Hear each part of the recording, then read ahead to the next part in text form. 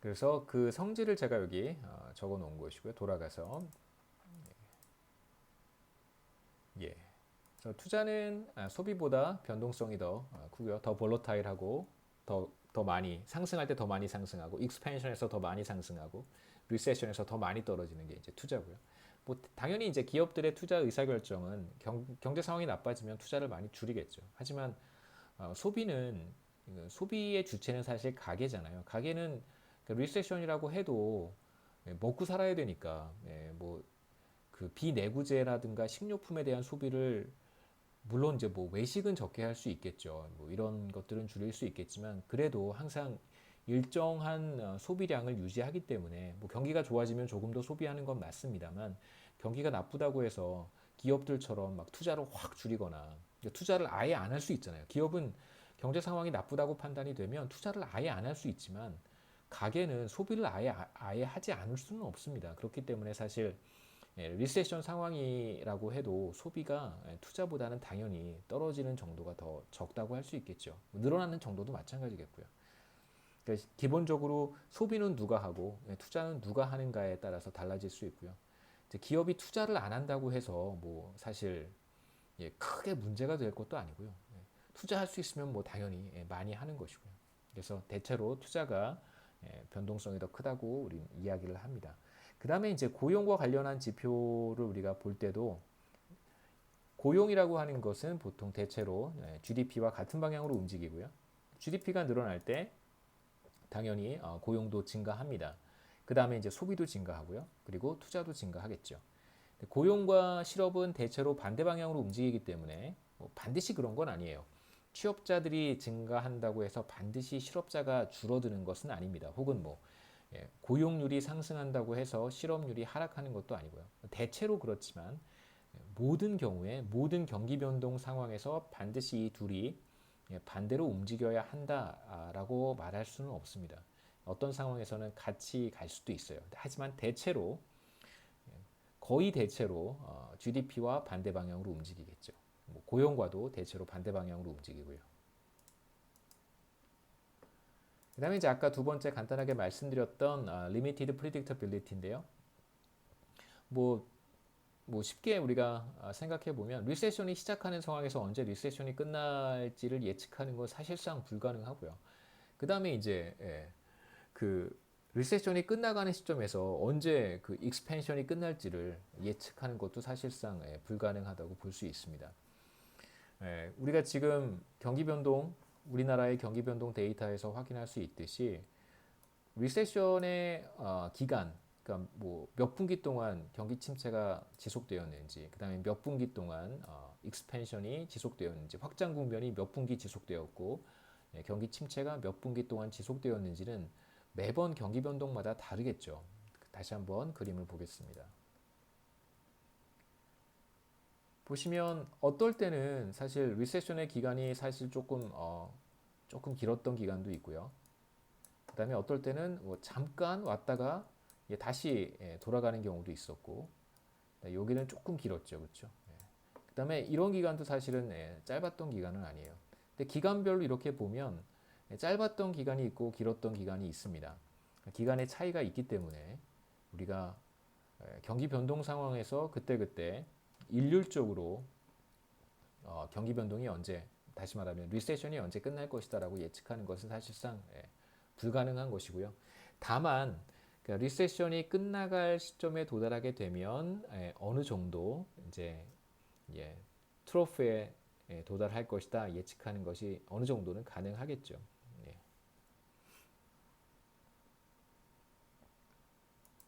한번 여러분 참고하시고요. 자, 세 번째는 경제 성장률은 비교적 지속성을 갖는다라는 이야기를 했었습니다. 그래서 경제가 성장할 때 대체로 보면 그러니까 확장 국면에서 혹은 이제 경기가 과열되는 상황에서 이번 분기의 경제 성장률이 뭐 예를 들어서 뭐 2.5%였다라고 한다면 그러면 다음 분기의 경제 성장률도 대체로 한 뭐 2.5% 안팎일 가능성이 굉장히 높다는 거예요. 뭐 최소한 한 뭐 플러스 마이너스 0.5% 포인트 정도의 오차가 있을 수는 있겠지만 뭐 대체로 뭐 2% 정도는 기록할 수 있습니다. 물론 이거보다 더 높을 수도 있고요. 2.5%보다 더 높아질 수도 있습니다. 반대로 경제가 이렇게 수축되는 상황에서 둔화되는 상황에서 혹은 리세션으로 들어가는 상황에서 마찬가지로 GDP가 감소할 텐데요. 혹은 뭐 성장률이 떨어지는 경우가 나타날 수 있겠죠. 이렇게 2.5%였다가 자, 그다음에 이제 이렇게 1%로 떨어졌습니다. 그러면 그다음에 계속해서 뭐 한 0.5%로 떨어진다든가 이러한 이제 지속성을 보일 수 있다는 것이죠. 그래서 리세션이 보통 한 분기 오고 나서 바로 끝나는 경우는 물론 없는 것은 아니지만 대체로 보면 부정적인 충격이 거시경제 전체를 강타했을 때 뭐 많은 부문들이 영향을 받고요. 또 상호작용을 하게 되고 그러면서 비슷한 수준의 경제 성장률을 보이는 경우가 많다고 이야기할 수 있습니다. 그래서 만약에 이번 분기에 경제 성장률이 마이너스 2%를 기록을 했습니다. 코로나 바이러스로 인해서요. 그러면 다음 분기에 우리가 예상할 수 있는 경제 성장률은 여러분 뭐 그냥 조금 좋아질 것 같다라고 생각하면 한 마이너스 0.5% 이렇게 찍으면 여러분 뭐 크게 틀리지 않습니다. 대부분 좀 뭐 창피한 일이긴 한데요. 경제 전망을 하는 사람들 중에 물론 뭐 매우 엄밀하게 경제 전망을 수행하는 그런 기관도 있고 뭐 대충 그냥 뭐 숫자 찍어가면서 점치듯이 전망하는 그런 기관도 사실은 있거든요. 좀 부끄러운 일이긴 하지만 그런 기관에서 사실 하는 방식이 이런 거예요. 대체로 경제 성장률이라는 것이 상당히 높은 지속성을 갖기 때문에 다음 예상하는 것은 뭐 그렇게 어렵진 않죠. 근데 물론 지금과 같이 경제 성장률이 크게 하락한 리세션으로 지금 들어가 있는 상황에서 갑작스럽게 또 반등할 수도 있거든요. 이제 그런 것을 예측하는 것은 조금은 어렵습니다만 대체로 이렇게 가지 않을까 저도 조심스럽게 예상을 해봅니다.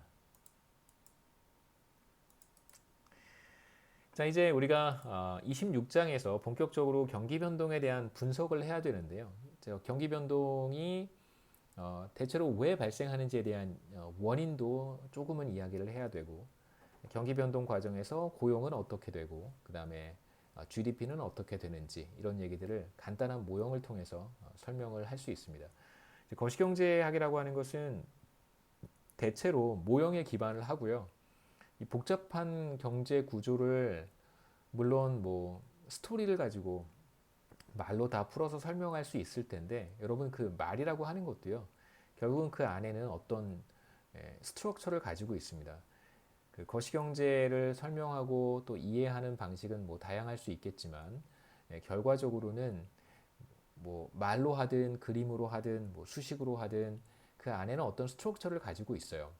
그 말을 하는 사람이 암묵적으로 어떤 그 간단한 모형을 다 마음속에 머릿속에 그리고 있는 것입니다.